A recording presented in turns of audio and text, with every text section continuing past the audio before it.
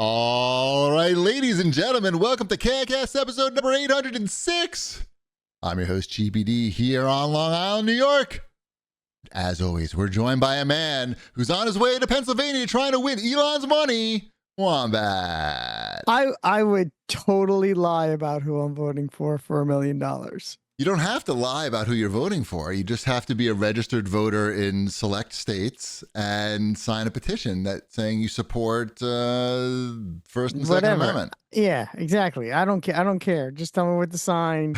So it wasn't a lie. It's not a lie. And I would, it would not be a lie. And it would also be me kind of, giving them the old Wombat. Yep. Heave ho. Yeah, yep. And you could get money. Which would be and good. I can get, which would be nice because I could always use more money. Right. Mm-hmm. Welcome to the show, everybody. We were off last week. Ship is sick. How you feeling, Ship? I'm good. I'm back to normal now. Was it COVID? No, it was not COVID. It was something else. I don't know. I was just sick. It was just a week of being sick. I slept for like 2 straight days. Okay. You had a fever? Had a fever. Yep. Was the only cure more cowbell? I didn't try that. Did not try. I went with Mucinex instead. The answer is no. But yeah, so like it was the type of thing like where you have a fever and like it turns off like your thought filter in your head. So yeah, so you're just like constantly thinking of things and getting stressed out about things that normally you can just like redirect and go like, oh, I can like do this. I'm going to think of Spider-Man now. Right. Instead, it was just like, you're going to think of Spider-Man and you're going to think about all these things that you haven't done that you're like and impending death. Right. Exactly. And sweating. And you'll be sweating while you do it all. Yes. It's a good time. I look forward to everyone having that, whatever it was. No, I don't want that. Matter of time. I'm all tangled up here. Anyway, what's going on with you, Wombat?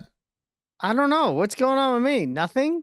I'm very boring. You getting fired up for Hell Week? Tomorrow's the first day of Hell Week at Orange Theory. Tomorrow's the first day of Hell Week. I'm not sure if I'm going to go tomorrow or Friday. I was cheating and looking to see what tomorrow's routine is, and it actually doesn't sound too bad. It looked might bad be good to me. This is a lot of like jumping over the bench. But there was like 50 other things on that list too. Yeah, there's some rowing, some running. It's the same crap. So yeah, it's true. You look at it, you go, "Oh my shit!" But at the end of the day, it is the same crap, and you're probably not going to get through all of it anyway. So don't stress yourself out. Yeah, I will show up. I will do the best I can. I just don't know if I'm going to go tomorrow. I was having a reaction to medication this morning anyway, so I'm not sure if I can tomorrow. But Friday for sure. If I don't go tomorrow. You need to go 4 times out of the 8 classes to get the t-shirt. But you need to spend $15 to get the t-shirt. To potentially have the chance to get the t-shirt.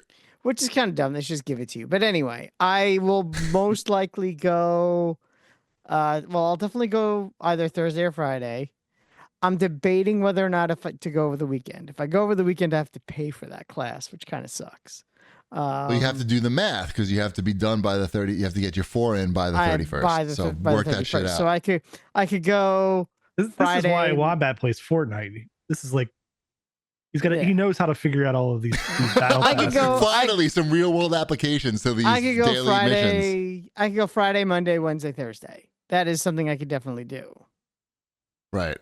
I'm gonna go Thursday. My plan is Thursday, Friday, and not go on the weekend. Then Monday. And then Wednesday.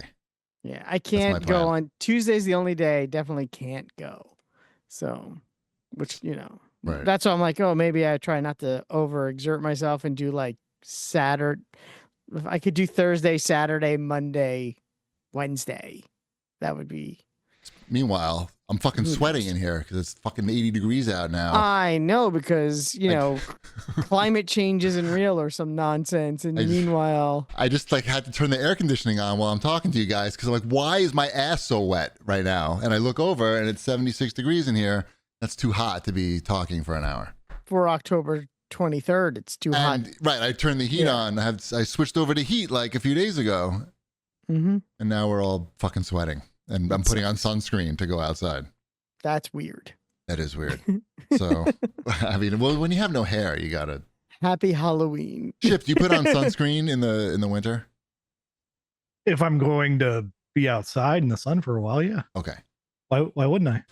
The sun is less strong in like November and December in this part of the world, I think. I mean, I'm not a scientist, but I think yeah, but you can if there's snow out, it can reflect off the snow and get you. Then you need it like in your chin.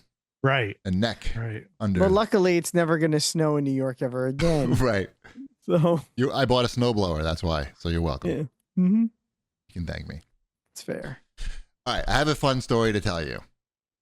And you can tell me, it's one of these where you can tell me what you would do in this situation, if you would be offended in this situation, or just like whatever. So I was walking down the main street of my town with my neighbor, my friend's, let's just say my neighbor. Maybe he doesn't want his name being given.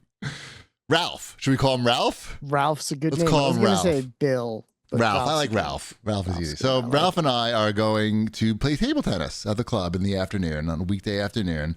And we're walking on Main Street to get to the table tennis club. And my friend Ralph has long hair. He's in really good shape. Like he clearly like is exercising a lot. He was wearing a tank top, black tank top and black shorts, and carrying a table tennis paddle. And we're walking, and a car like slows down. The window rolls down. A young guy sticks his head out the window and yells, "Cut your hair, gay boy," and then drives away. Now, do you know he wasn't talking to you?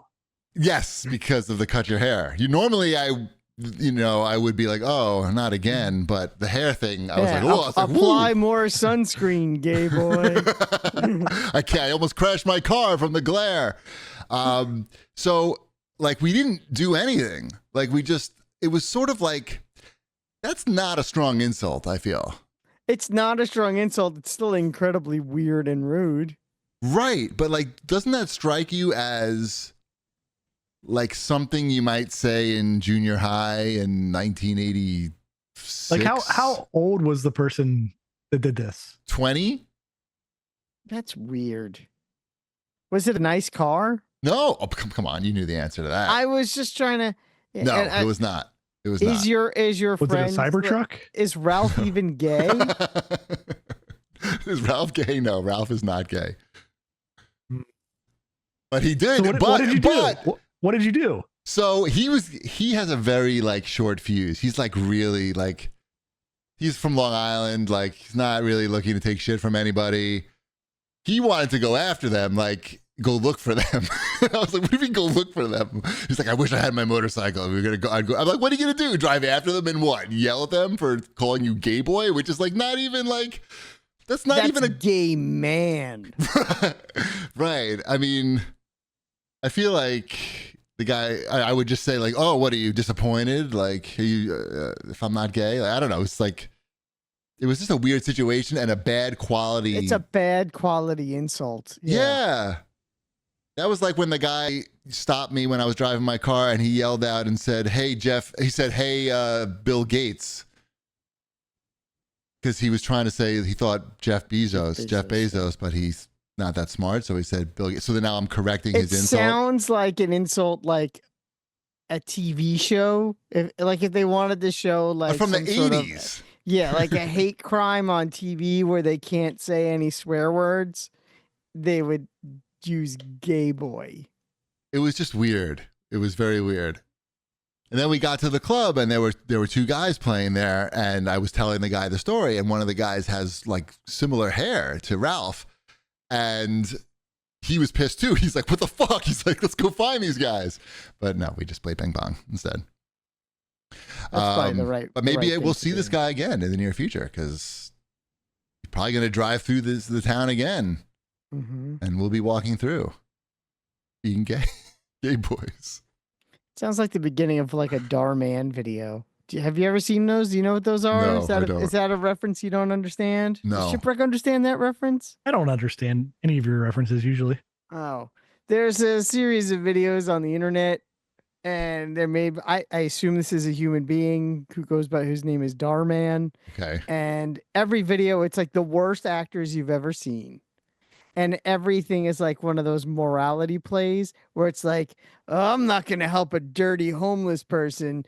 You not me. I'm too tough to help these dirty people. And then it turns out the homeless person's really his boss. Right. It's like, it's like that. And lame. every video is exact. It's like, I'm not sitting next to this person on an airplane. I don't like their shirt. So this guy is a reject from that video. He would be insulting somebody, calling them a gay boy. It Cut sounds your hair, like gay someone, boy. and it turns out the long hair, your Ralph is really his boss. Like that's the end. At the end, it's like he comes in for a job interview. It's like, now who's the gay boy? Right. And I won't be cutting my hair. And I won't be hiring you. Yeah, I mean, we could have like ran after those guys. I mean, like, it's not the traffic goes pretty slow in the town, and if like we had our wits about us, I guess, a little more in terms of, I guess it took us a while to process that was like an insult because it was just so weird.